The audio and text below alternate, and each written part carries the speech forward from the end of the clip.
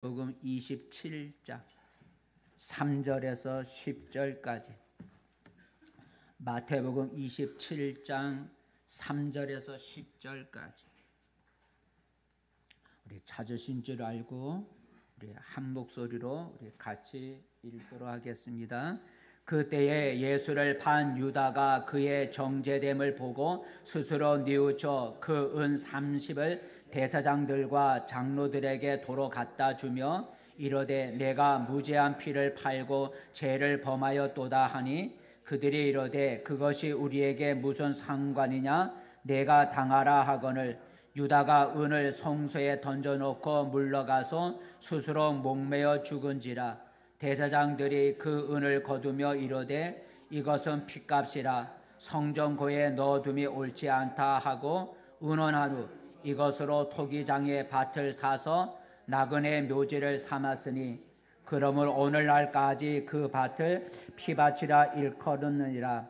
이에 선지자 예레미야를 통하여 하신 말씀이 이루어졌나니 일러스되 그들이 그 가격 매겨진 자 곧 이스라엘 자손 중에서 가격 매긴 자의 가격 곧 은 30을 가지고 토기장의 밭값으로 주었으니 이는 주께서 내게 명하신 바와 같으니라 하였더라. 아멘.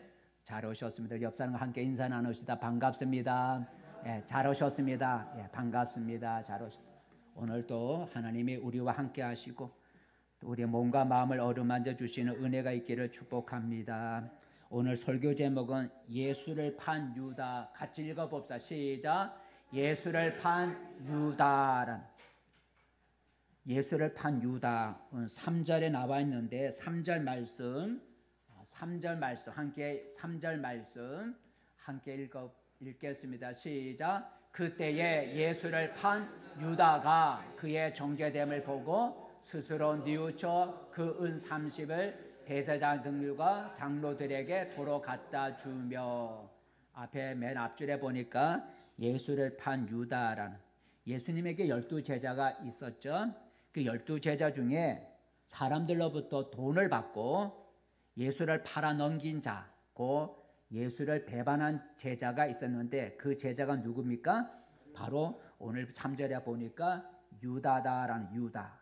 그 유다를 가룟 유다라 하죠. 왜냐하면 유다가 여러 유다가 있거든요. 같은 이름, 의심 많은 유다라는 이름이 많이 있죠. 그래서 가룟 땅 출신, 그래서 가룟 유다라고 말을 합니다. 그래서 얼마를 돈을 받고 예수를 팔았어요? 은 30에, 은 30. 세 번째 조를 보니까 은 30을 받고 예수님을 사람들에게 넘겨주었다고 배반했다라는 거죠. 은 30을 받고 바로 가룟 유다가 그렇게 했다는 거죠. 한번 읽어볼까요? 마태복음 26장에 보면 예수를 배반한 자 이름이 나오죠. 시작. 그때에 12 중에 하나의 가룟 유다라 하는 자가 대제사장들에게 가서 말하되 내가 예수를 너희에게 넘겨주리니 얼마나 주려느냐 하니 그들이 은 30을 달아 주거늘. 그래서 은 30을 받고 예수님을 팔아 넘겼다, 배반했다라는 거죠. 그래서 유다를 가리켜 배신의 아이콘, 배신의 상징물이 되죠. 배신자 하면 유다를 말하게 된다는 거죠. 그래서 유다는 배신자를 대표하는 상징물, 아이콘이 되었다는 거죠. 종 한 사람의 몸값이 그 당시에 매겨진 가격이 보통 은 30이라 그래요. 그래서 오늘 말씀 9절에 보니까 이스라엘 자손 중에 매겨진 가격, 몸값이, 종의 몸값이 은 30으로 팔았다라는 거죠. 은 30으로 팔았다. 그래서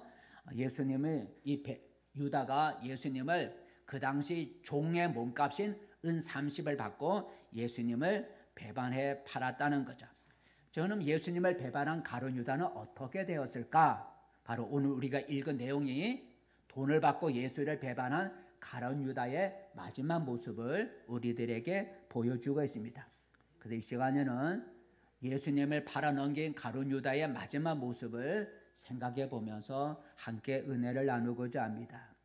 우리 오늘 유다의 모습의 첫 번째 우리가 생각해 볼 수 있는 제목은 때 늦은 후에다라는 때 늦은 후에 같이 읽어봅시다. 시작.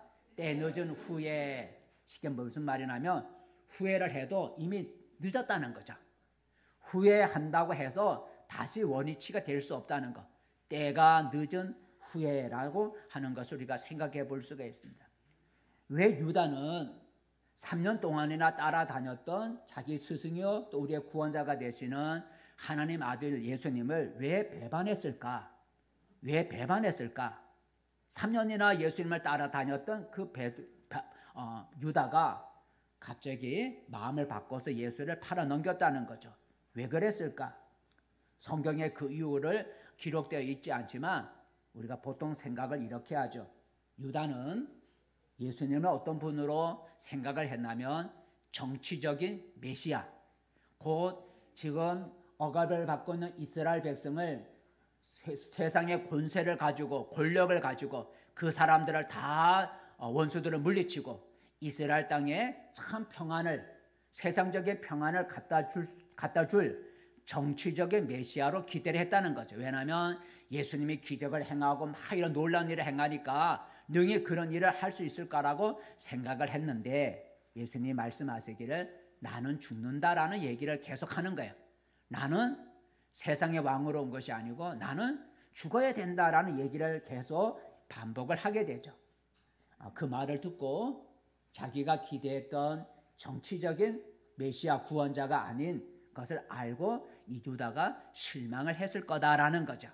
자기가 기대했던 정치적인 세상의 권력과 힘을 가지고 이스라엘을 정말로 평화롭게 만들어줄 그런 왕으로 생각했는데 예수님이 자기는 아니다라는 얘기를 반복하니까 실망을 했을 것이다 라는 거죠. 바로 그때 마귀가 그것을 알고 유다가 예수님에 대해서 실망한 것을 알고 그 틈을 타서 마귀가 유다의 마음속에 예수를 팔 마음을 생각을 넣었다라는 거죠. 그래서 한번 읽어볼까요? 요한복음 13장 시작. 마귀가 벌써 시몬의 아들 가룟 유다의 마음속에 예수를 팔려는 생각을 넣었더라. 예수를 팔려는 생각을 누가 넣었다고요? 마귀가 넣었다는 거예요. 왜 마귀가 유다의 마음속에 예수를 배반할 생각을 넣었을까? 유다가 예수님에 대해서 실망을 하고 있었기 때문에 예수님에 대해서 실망하고 있는 그런 상황을 마귀가 알고 그 틈을 타서 예수에 대해서 실망하고 있는 유다의 마음속에 너 실망하고 있지? 예수는 정치적인 메시아가 아니야. 배반해버려 하는 생각을 마음을 집어넣었다는 거죠. 마귀가 집어넣었다는 거예요. 그 유다는 예수를 사람들이 넘겨버려라 라고 하는 마귀의 속살거림에 바로 유다가 넘어갔다는 거죠. 이것은 마치 화와가 뱀으로 찾아온 마귀가 유혹을 해 속살거렸죠. 선악과 열매를 따먹어도 죽지 않아 라고 하는 마귀의 속살거림에 하와가 속아서 하나님이 먹지 말라고 금하신 선악과 열매를 따먹은 것과 같다는 거죠. 하와가 그냥 따먹은 게 아니잖아요. 마귀의 속살거림이 있었죠. 마귀가 먹어도 괜찮은 거야 하고 마귀의 뱀을 통해서 속살거리는 마귀의 소리를 듣고 그리고 따먹었다는 것과 똑같다라는 거죠. 그러기에 만약 오늘 내가 어떤 나쁜 일을 하려고 하는 생각이나 마음을 먹고 있다면 그걸 하라고 마귀의 속살거림에 우리가 넘어가고 있다는 걸 우리가 알아야 된다는 거죠. 내가 지금 나쁜 생각을 갖고 내가 나쁜 일을 해야지 하는 그런 생각과 마음을 갖고 있다면 바로 마귀가 그렇게 하라고 하는 그런 속살거림에 우리가 넘어가고 있다는 사실을 알고 그런 나쁜 일을 생각하고자 하는 생각을 우리가 버려야 된다라는 거죠. 자, 그렇다면 오늘 이 은 30을 받고 예수를 배반한 유다가 자기가 한 일을 좋아했을까? 내가 예수 팔아 넘긴 거 참 잘했다 하고 자기가 예수를 배반한 일을 좋아했을까? 처음에는 자기 생각대로 되는 것을 보고 좋아했을런지도 모릅니다. 하지만 오늘 성경에 보니까 자기가 처음에는 자기 뜻대로 자기 생각대로 되는 줄 알고 돈도 받고 그래서 자기 생각대로 되는 줄 알고 좋아했을런지는 모르지만 오래 못 가서 내가 왜 그런 일을 했을까라고 후회를 했다는 거죠. 내가 왜 일을 했을까? 내가 왜 예수를 팔아버렸을까라고 후회를 하게 되었다는 거예요. 그 자기가 배반에 팔아넘긴 예수가 사람들에게 붙들려 끌려가서 사람들에게 부당한 그런 신문을 받는 것을 보고 유다가 후회를 했다라는 거죠. 그리고 뒤늦게 양심의 가책을 느꼈다는 것. 왜 내가 그랬을까? 바로 3절에 나와 있죠. 후회를 하는 거예요. 3절 말씀 우리 두 번째 줄까지만 시작. 그때에 예수를 판 유다가 그의 정죄됨을 보고 스스로 뉘우쳐라는. 처음에는 예수를 팔아버릴 생각을 가지고 마귀가 충동질해서 자기가 생각대로 팔아넘긴 거 괜찮았는데 얼마 지나지 않아 예수님이 사람들 앞에서 정죄당하고 신문을 받는 그 부당한 것을 보고 내가 잘못했구나 하는 것을 깨닫게 됐다는 거죠. 양심의 가책을 느낀 거예요. 스스로 뉘우쳐라는.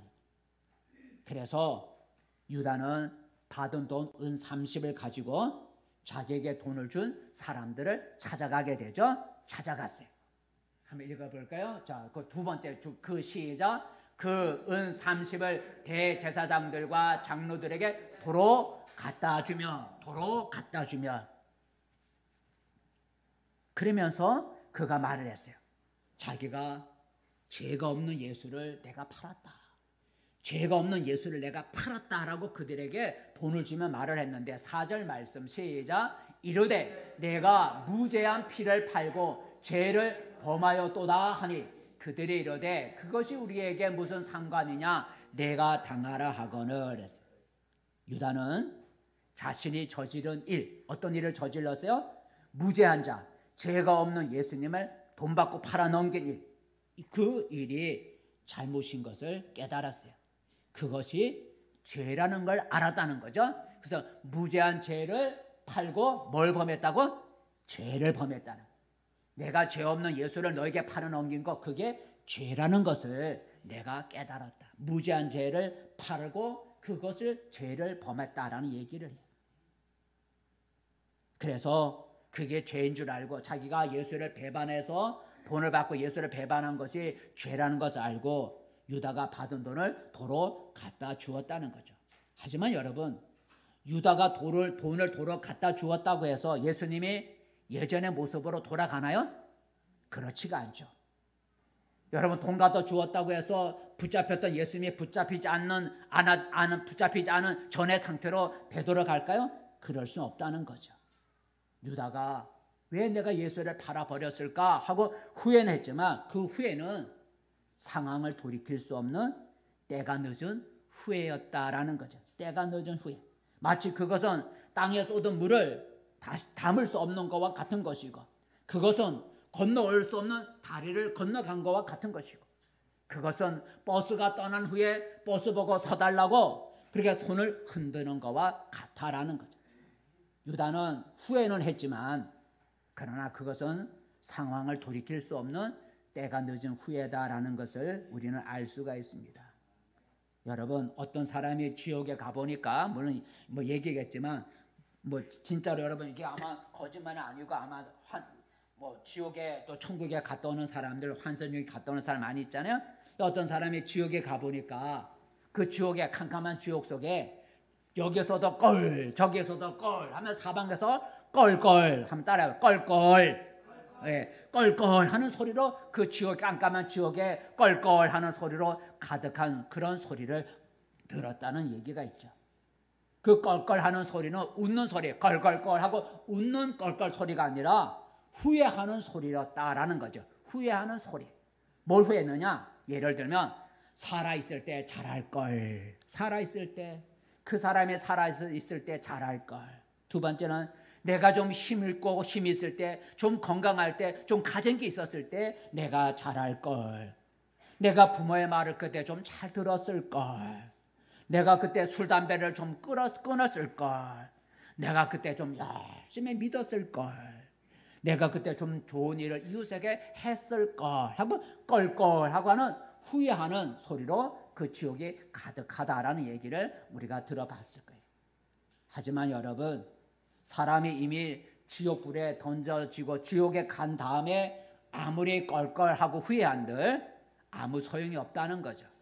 왜냐하면 지옥에 가서 후회하고 껄껄 한다 할지라도 예전의 상황으로 돌이킬 수가 없는 거예요. 바로 때늦은 후회다라는 거죠. 어느 방송에서 자기 인생에서 가장 후회되는 일이 무엇인지를 조사를 해봤대요. 사람으로 여러 사람을 이렇게 해서 조사를 해요. 자기가 살아가면서 가장 인생에서 후회스러운 일이 뭐냐 하고 조사를 해봤대요. 여러 가지가 쭉 있는데 제가 이제 끄집어내고자 하는 얘기는 재밌는 건 나이가 많은 남자의 제 첫 번째 후회하는 일이 뭐냐면 아내 눈에서 눈물 나오게 한 거. 아내 눈에서 눈물 흘리게 한 거. 이게 나이 든 남자의 제1위 후회. 남자가 늙으니까 왜 내가 아내를 그렇게 내가 힘들게 했을까? 나이 많은 남자의 제1위는 아내 눈에서 눈물 나게 한 걸 가장 후회하더라는 거죠. 두 번째 반대로 여자의 두 번째 후회하는 일이 뭐냐면 죽음. 먼저 간 남편에게 왜 내가 잘해주지 못했을까? 남편 살아있을 때. 그 원수 같은 남편 그렇게 그렇지만 남편이 살아있을 때 왜 내가 잘해주지 못했을까? 남편이 떠나간 다음에 후회하더라는 거죠. 그래서 남자의 가장 첫 번째 후회하는 일은 아내한테 내가 아내 눈에서 눈물 나게 한 거. 그리고 여자의 두 번째 후회하는 일은 죽은 남편 살아있을 때 잘 못해준 걸 껄하고 후회하더라는 그런 조사의 내용이 있어요. 부모나 배우자가 죽으면 내가 잘해준 것은 생각이 안 나고 내가 못해준 것만 생각이 난다는 거예요. 그죠? 내가 배우자나 부모가 죽으면요, 내가 잘해준 건 잘 생각이 안 나고 내가 배우자나 부모한테 못한 것만 생각이 난다 그래요. 오늘 유다가 예수님을 배반한 후에 아무리 후회한들 그 후회는 소용이 없는 거예요. 사람들이 유다가 돈을 돌려주면서 내가 잘못했습니다 하고 후회한다고 해서 예수님을 보내줄까요? 아니요. 성경에 보니까 보내주지 않았어요. 오히려 뭐라고 말을 했어요? 오늘 거기에 3절인가 오늘 말씀에 보니까 뭐랄까 3절인가 4절인가 4절 되겠네요. 그들이 이르되 그것이 우리에게 무슨 상관이냐? 내가 당하라. 사람들이 유다가 후회한다고 해서 그래 우리가 돈 받았으니 돌려줄게 하고 예수님을 돌려주진 않았다는 거죠. 그러니 유다가 아무리 가슴을 치고 내가 왜 예수를 배반했을까 하고 후회한들 상황은 돌이킬 수 없었다라는 때늦은 후회다라는 것을 우리가 배울 수가 있어요. 그러면 여러분 우리는 오늘 유다처럼 때늦은 돌이킬 수 없는 때늦은 후회를 하지 않도록 우리가 해야 합니다.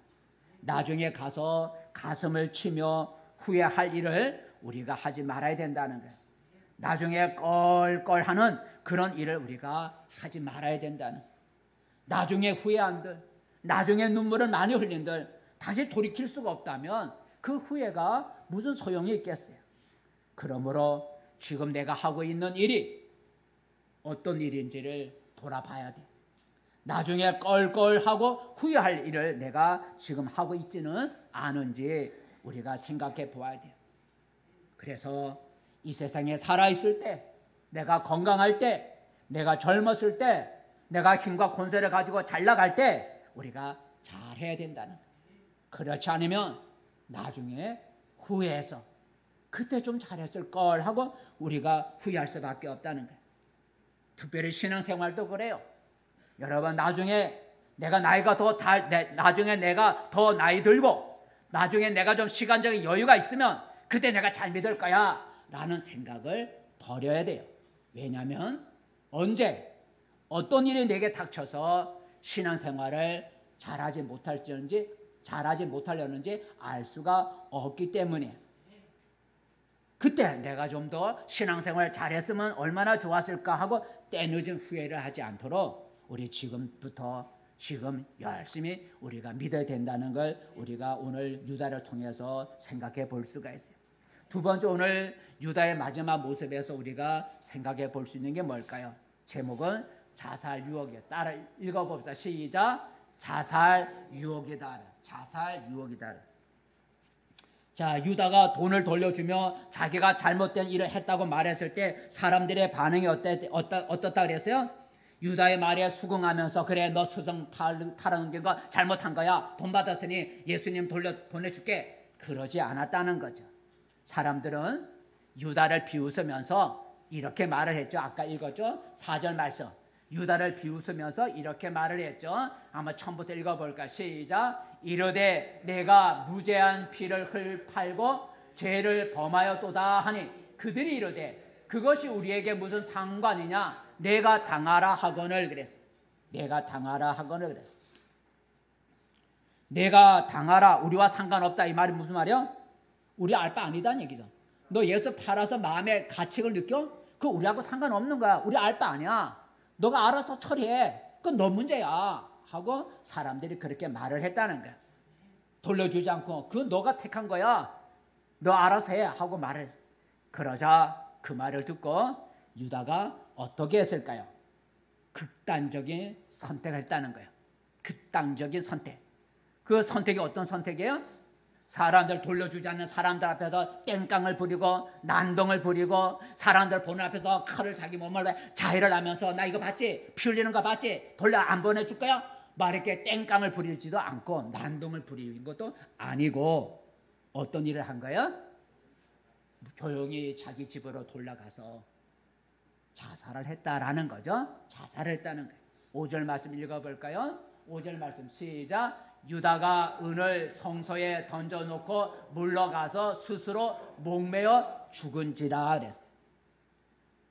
자기가 후회를 했지만 사람들이 자기 후회하는 것에 아무런 반응을 보이지 않고 오히려 비웃으니까 유다가 그들 앞에서 난동을 부리진 않고 돌아가서 조용히 자살로서 자기의 생명을 마감했다라는 거죠. 어떻게 죽었다고요? 어떻게 자살했다고요? 스스로 목을 매서 자살했다 그래요. 여러분, 유다가 자살한 이유가 뭘까요? 왜 유다가 자살했을까요?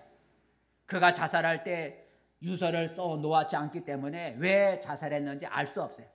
뭐 제가 자세히 읽어보지 않았지만 요 며칠 전에 불교의 큰 스님이나 분이 유서를 써놓고 뭐 자살했단다 했다 타살했다 뭐라는 얘기 있지만, 일단은 자살로 했잖아요. 그리고 자기가 자살하는 그 절을 태워버렸죠. 태워서 자기 자신 자살한 거예요. 그죠? 물론 다른 사람이 죽였는지 그건 알 수 없지만 지금 상황에서는 불교에서 가장 그 높은 그런 어떤 스님이 자살을 선택해서 절을 태워서 거기서 자기가 다 죽은 거 아니에요? 그런데 그분이 유서를 몇 장 썼다 그랬잖아요. 유서를 써놓고 그 자기가 자살해서 죽어서, 자살을 불태워 죽어서 자살한 그 태워진 불난 그 절을 다시 세워달라고 아직 그까지 못 쓰고 죽었다 얘기도 하잖아요.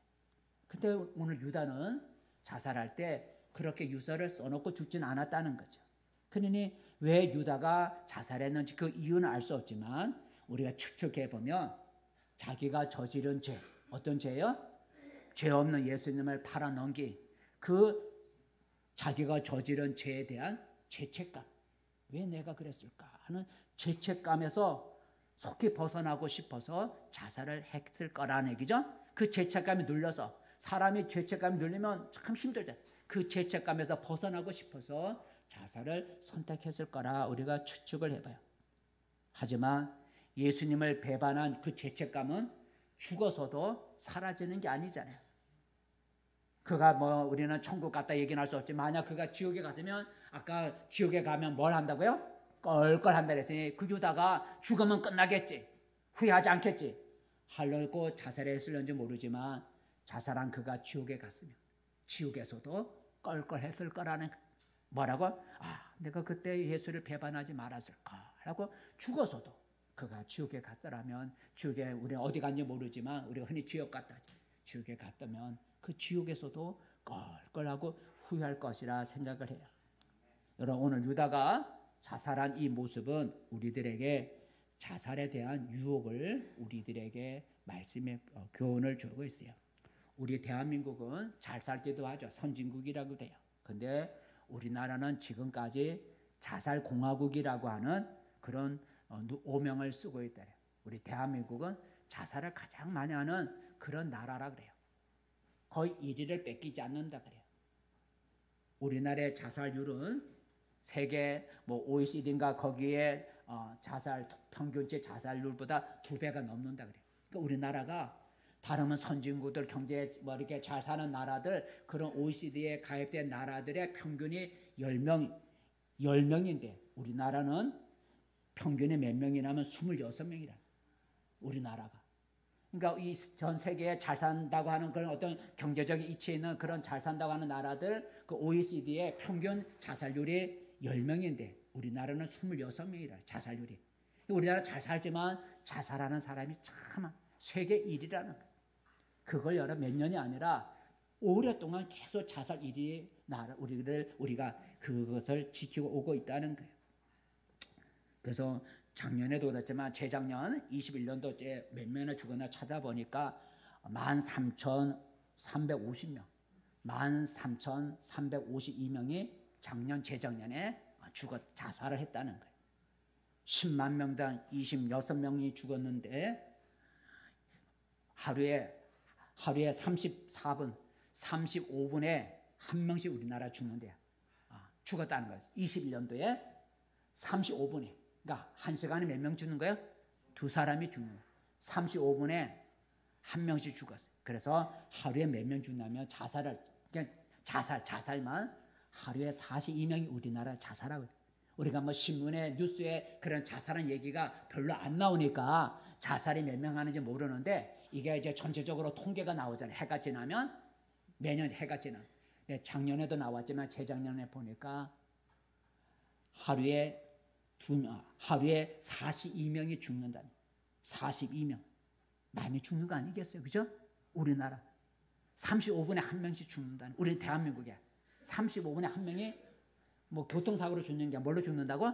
스스로 자기 생명을 끊는 자살자가 35분에 한 명. 한 달에 42명이 우리나라 죽는다는 거예요. 아니, 하루에 42명, 34분에 한 명이 하루에 42명이 자살을 한다. 얼마나 힘들면 자살하겠어요. 근데 왜 자살하는 그 원인이 뭘까?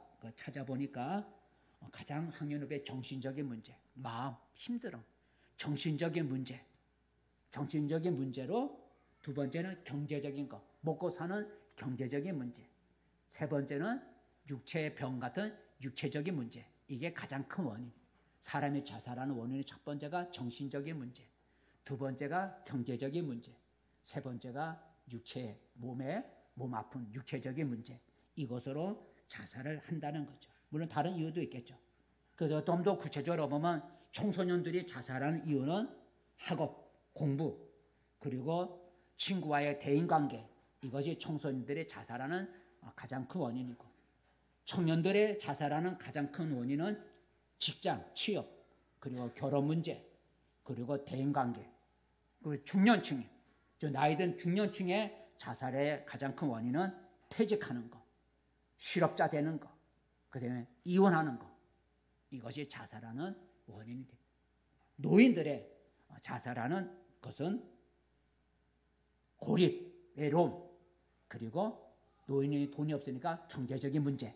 이게 노인층의 자살의 원인, 우리나라의 자살의 원인이라 그래요. 여러분, 사람들이 자살하는 이유는 뭘까요? 왜 자살할까요? 자기 앞에 닥친 문제, 아까 말한 정신적인 문제, 경제적인 문제, 육체적인 문제, 이런 자기 앞에 닥친 그런 문제를 더 이상 자기 힘으로 버틸 수가 없다고, 또 자기 힘으로 해결할 수 없다고 생각하기 때문에 자살하는 거잖아요. 그래서 자포자기하고 절망에 빠질 때 나타나는 현상 중에 하나가 자살이다라는 거예요. 얼마나 힘들고 괴로우면 자살이라고 하는 극단적인 행동을 하겠어요. 하지만 여러분, 자기 앞에 닥친 문제들을 다 해결해서 살 수 있는 사람은 많지 않은 거예요. 그죠?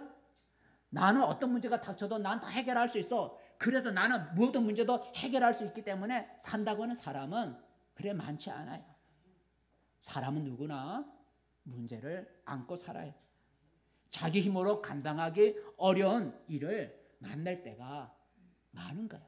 나만 아니라 모든 사람이 각자 자기 나름대로 힘들게 정말로 견디기 힘들고 정말 자기 힘으로 해결할 수 없다는 문제를 다 사람마다 다 처지가 다르고 모든 것이 다 내용은 다르지만 다 힘들게 살아가고 있어요. 하지만 해결할 길이 막막하다고 해서 막막하지만 그래도 모두가 버티면서 살아가는 거잖아요. 버티면서 살아가는 거예요. 그렇게 버티면서 살아가다 보면 피할 길이 열리기도 하고 감당할 수 있는 힘이 생기기도 하고 생각하지 못한 새로운 길이 열리기도 하는 거예요. 힘들다고 해서 여러분 계속해서 그런 어떤 일이 우리에게 있는 건 아니잖아요. 버티다 보면 길이 열리는 거예요. 감당할 수 있게 되는 거예요. 지금 너무 힘들고 어렵고 캄캄하고 내 힘으로 이 문제를 해결할 수 없다고 해서 다 세상에 우리가 자살해 버리고 한다면 이 세상에 남아있을 사람이 별로 없을 거예요. 그죠? 다 별로 없을 거예요. 우리가 분명히 알아야 할 사실은 자살이라고 하는 것은 하나님의 뜻이 아니고 마귀의 유혹이다라는 걸 우리가 알아야 돼요. 마귀는 우리의 생명을 빼앗는 자가 마귀고 하나님은 죽을 자도 살리시는 것이 하나님이기 때문이죠. 그러니 우리의 생명을 빼앗는 것은 내가 생명을 스스로 이렇게 끊는 그 자살은 하나님의 뜻이 아니라는 거죠. 하나님은 죽을 자도 살리시는 것이 하나님이고 죽어가는 자에게 생명을 주시는 분이 하나님이시지 생명을 빼앗는 것은 하나님의 뜻이 아니라는 거예요. 반면에 마귀는 우리의 생명을 빼앗아가는 자. 그래서 성경 마귀는 빼앗아가요. 우리의 것을 빼앗아가고 우리를 망하게 하고 우리를 죽이려고 하는 게 마귀예요. 그래서 마귀를 가리켜 강도라고 해요. 강도. 근데 마귀가 와서 내 생명을 직접 나의 생명을 죽이는 게 아니잖아요. 어떻게 마귀가 내 생명을 죽여요? 내 스스로 자살을 하도록 충동을 하는 거죠. 마귀가 내 생명을 와서 끊어주는 게 아니라 마귀가 우리 마음속에 죄책감이나 여러 어려움 때문에 너 살 수 없어 하고 우리 마음에 스스로 자살을 하도록 그렇게 유혹을 하는 거예요. 뭐라 유혹을 할까요? 이렇게 적어봤어요. 너는 더 이상 살아봐야 아무 소용없어. 너 알아주는 사람 어디 있어? 죽으면 깨끗이 해결되고 끝나는 거야. 더 이상 고통받을 필요도 없어 하고 마귀가 우리에게 자살을 하도록 충동질하는 거예요. 그 말에 우리가 넘어가면 자살을 하는 거예요. 반면에 우리가 믿는 하나님은 생명이라서 생명 살리시는 하나님이라는 얘기죠. 죽어가는 자도 하나님은 살리시는 분이에요. 그래서 죄로 인하여 죽어가는 우리를 살리시기 위해서 하나님 아들 예수님을 이 땅에 보내주셨고 병들고 고통당하는 사람을 살려주시기 위해서 예수님이 여러 가지 일을 하셨어요. 마귀는 우리의 생명을 빼앗아가는 자요. 그래서 우리로 하여금 죽으라고 자살하라고 충동질하는 자가 마귀지만 우리가 믿는 하나님은 생명의 하나님이기 때문에 우리에게 생명을 주시는 하나님. 내가 죽을 수밖에 없는 죽을 환경에 놓여 있을 때 우리에게 살 수 있는 길을 열어주시고 살게 하시는 분이 바로 하나님이다라는 하나 예를 들어서 이런 얘기. 누가복음 8장 읽어볼까요? 누가복음 시작. 행선할 때에 예수께서 잠이 드셨더니 마침 광풍이 호수로 내리침에 배에 물이 가득하게 되어 이태한지라 제자들이 나와 깨워 이르되 주여 주여 우리가 죽겠나이다 한데 예수께서 잠을 깨사 바람과 물결을 꾸짖으시니 이에 그쳐 잔잔하여 지더라. 배에 물이 가득해서 이제 죽게 된 상황에 예수님께서 죽게 된 제자들을 살리는 것을 볼 수가 있어요. 그러므로 여러분 오늘 유다가 자살한 것은 하나님의 음성을 들은 것이 아니라 마귀의 음성을 듣고 자살한 거예요. 그러므로 우리는 마귀의 소리 자살을 하라는 유혹을 우리가 물리쳐야 돼요. 자살은 아무 유익이 없어요. 모든 문제가 자살로 해결되는 것도 아니고 끝나는 것도 아니야. 죽은 후에 책임이 따라오는 거예요. 정말 어려운 일을 만나거나 무거운 죄책감이 있을지라도 우리는 그런 고난과 풍랑 속에서 건져내 줄 수 있는 생명을 주시는 하나님을 바라봐야 돼. 그러면 생명의 하나님께서 우리를 살려주신다는 거예요. 새 길을 열어주실 수 있는 거예요. 우리의 생명은 하나님이 주신 소중한 것이고 죽을 나를 살리기 위해서 하나님이 그 아들 예수님까지 이 땅에 보내주셔서 십자가를 지게 해주셨다는 것. 내 생명을 살리기 위해서 하나님 아들 예수님이 십자가에 죽으셨다는 것. 그만큼 내 생명은 소중한 것을 알고 여러분 어떤 고난과 어려움이 오더라도 여러분 오늘 마귀의 유혹을 받아 자살했던 유다처럼 그런 유혹을 물리치는 우리가 되어지시기를 바라겠습니다. 세 번째, 우리가 유다의 마지막 모습에서 우리가 뭘 생각해 볼 수 있을까? 읽어봅시다. 시작. 부끄러운 이름이다. 부끄러운 이름. 사람들은 유다가 성소 문을 열고 성소 안에다가 은전이라기보다 은이 구람을 달았다 그랬으니까 아마 은덩어리인가 은 30개를 성전에 던져 놓고 떠났죠. 사람들은 유다가 던져 놓은 은 30을 어떻게 했을까? 유다가 되돌려 준 그 은 30개를 어떻게 했을까? 6절 말씀 어떻게 했는지 나오죠. 6절 말씀 시작. 대제사장들이 그 은을 거두며 이르되 이것은 핏값이라 성전고에 넣어둠이 옳지 않다 하고라. 이 은 30개는 무슨 값이라고요? 핏값이라 그랬어요. 핏값. 유다가 돌려준 은 30개는 핏값이라 했어요. 왜 핏값이라 그랬어요? 예수님을 죄 없는 예수님을 팔고 받은 돈에 얘기했어요. 이게 사람의 핏값이라. 예수님이 나중에 죽잖아요. 예수님의 몸값을 받고 준 거기는 핏값이라. 그래서 3절에 4절에 나오죠. 4절 말씀 맨 첫 줄에 볼까요? 시작. 이르되 내가 무죄한 피를 팔고 죄 없는 자, 예수님의 무죄한 피를 팔고 피를 팔았다니. 무죄한 피, 죄 없는 피를 내가 팔았다라. 예수님을 팔았다는 거죠. 그래서 핏값이라 그랬는데 핏값이라. 그래서 사람들은 그 은 30개는 깨끗한 돈이 아니고 사람의 몸값을 지불하고 우리가 받은 핏값이기 때문에 이것은 부정한 돈이기 때문에 하나님의 성전 금고에 넣어둘 수가 없다 이렇게 생각을 했다는 거죠. 그래서 어떻게 하면 좋을까? 이 돈을 어떻게 하면 좋을까?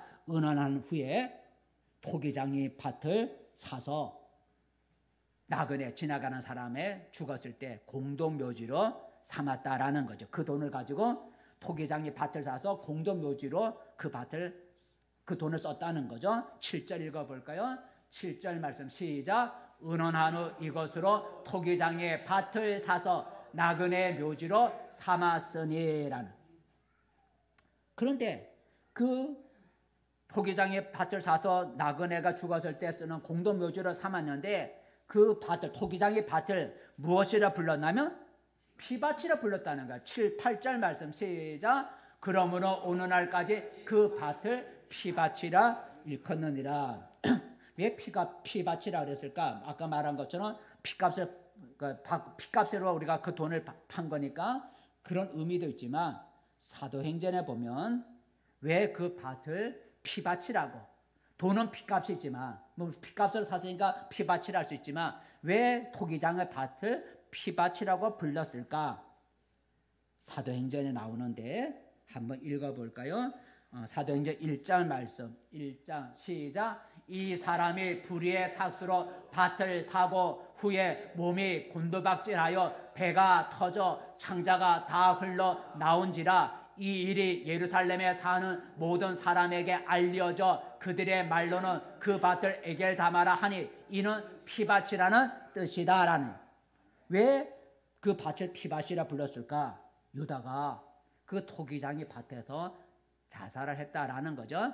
물론 뭐 다른 이유도 있지만 다른 또 이렇게 해석도 하지만 그 토기장의 밭에 자살을 했다. 어떻게 자살했어요? 목매어 나뭇가지에 목을 매어 자살했는데 아마 그 나뭇가지가 뚝 떨어지면서 어떻게 됐다고요? 배가 터져서 뭐가 흘러나왔다고요? 창자가 다 흘러나와서 그 밭을 피로 더럽혔다라는, 피로 얼룩졌다는 거죠. 그러니까 자살했는데, 목매어 자살했는데 몸이 그 나무에 떨어져서 곤두박질해서 배가 터져서, 나무에 떨어진다고 뭐 터지는 거 아니잖아요. 그렇게 배가 터져서 창자가 다 흘러나와서 피가 다 쏟아져서 그 땅이 피로 물들었다는 거예요. 그래서 사람들이 그 땅을 피밭이라 이렇게 사람들이 말을 했다는 거예요. 우리는 이 유다 이 모습에서 뭘 볼 수가 있냐면 부끄러운 이름이다. 부끄러운 이름. 사람들은 그 피밭, 창자가 나와 피로 얼룩진 그 밭을 볼 때마다 유다의 부끄러운 일을 기억했을 거다라는 거죠. 그 피밭을 볼 때마다 누굴 기억해요? 가룟 유다의 부끄러운 일을 기억하는 거예요. 자살해서 배가 터져 창자가 흘러나온 유다의 얘기를 사람들이 계속 했을 거다라는 거죠. 이렇게 말했을까 생각해봐요. 예수님께 유다라고 하는 제자가 있었는데 은 30개를 받고 예수를 배반했다가 이 밭에서 자살했는데 배가 터져갖고 창자가 다 흘러나왔대. 참 무서운 일이야. 유다가 왜 그랬을까? 하고 사람들이 그냥 그런 얘기를 수다수다 한다는 거죠. 만약 유다가 죽었지만 유다가 만약 사람들이 자기를 향해서 그런 말을 할 때마다 듣는다면 얼마나 부끄럽고 수치스럽겠어요. 유다가 뭐 그런 말을 죽었어야 듣지 못하겠지만 만약 유다가 살아서 사람들이 자기에 대해서 그 밭을 볼 때마다 유다가 이런콩 저런콩 이렇다 저렇다 하고 얘기를 한다 그러면 얼마나 부끄러워요. 여러분, 사람은 죽으면 좋든 싫든 자기의 이름을 남긴다 그러죠. 자기의 흔적을 사람은 남기게 돼요. 그래서 우리의 속담에 무슨 속담이 있어요? 호랑이는 죽어서 가죽을 남기고 사람은 죽어서 뭘 한다고요? 이름을 남긴다라는 얘기가 있어요. 호랑이가 죽으면 가죽을 남기듯이 사람이 죽으면 이름의 흔적을 남긴다는 거예요. 제 이름은 유도랑이라는 이름을 남기는 게 아니라 내가 어떻게 살았는지를 그 기억을 남긴다는 거예요. 사람들에게 좋은 이름으로 기억나게 할 수도 있고 아니면 부끄럽게 이름으로 남길 수도 있다라는 거죠. 사람은 죽으면 자기가 이름을 남겨 사람이 나에 대해서 기억을 한다는 거예요. 좋은 모습으로 또는 부끄러운 모습으로 나를 기억하게 된다는 거예요. 오늘 유다는 사람들에게 부끄러운 이름으로 기억이 되는 거예요. 그 밭을 볼 때마다 유다의 부끄러운 모습을 기억하는 거예요. 옛날 어느 고을에 부자 노인이 죽었다 그래요. 그 부자 노인이 죽으니까 그 마을의 훈장이라고 하는 선생을 마을의 훈장을 찾아가서 비석에다가 적을 문구를 부탁을 했대요. 어떻게 쓰면 좋겠습니까? 그랬더니 그 마을 훈장이 묻었답니다. 당신 아버지죠? 당신의 아버지가 어떤 좋은 일을 했는가? 뭐 적으려니까 알아야 돼요. 당신 아버지 살았을 때 어떤 좋은 일을 했는가? 물었더니 우리 자식들을 위해서 열심히 살았습니다. 우리 자식들을 위해서 열심히 살았습니다.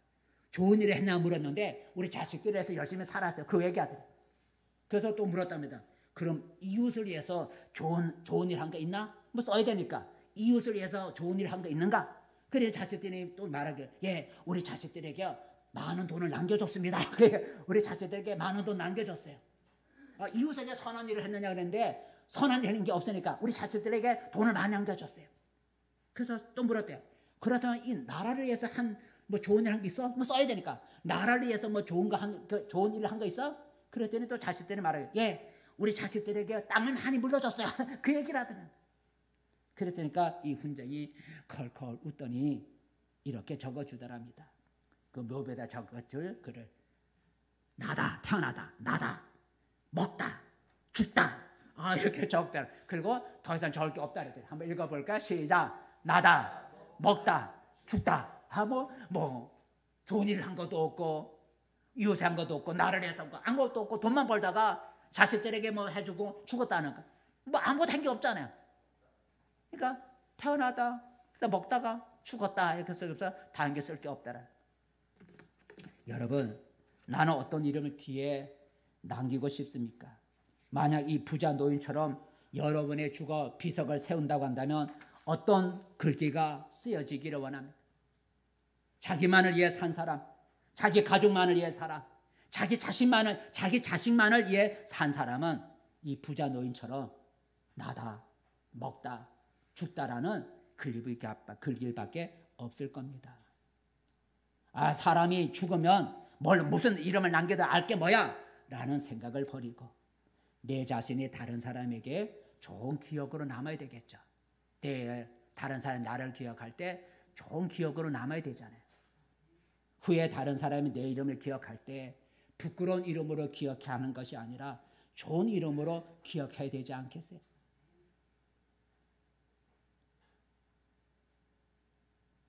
후에 사람들이 내 이름을 부를 때 나를 어떤 사람으로 기억하려는지 생각해 보기를 바랍니다.